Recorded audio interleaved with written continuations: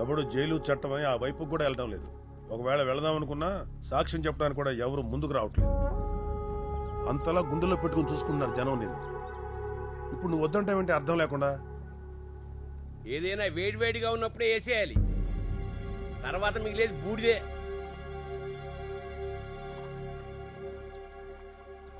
ఒకప్పుడు మా నాన్న చెప్తుండేవాడు, తల్లికొక్కడు పోయినా పోయినట్టే అని.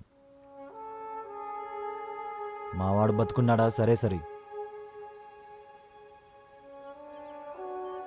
ఒకవేళ చంపేసుంటే ఆ చావుకు 100 మంది కారణమైతే ఒక్కడూ బతుకున్నాడు. అయినా సొంత అన్ననే కాపాడుకోలేకపోయాను. బయట జనాలేం కాపాడుతా వాళ్ళు నన్నెలా నమ్ముతారు? ఆ అర్హత వచ్చినప్పుడు నేనే అడుగుతా.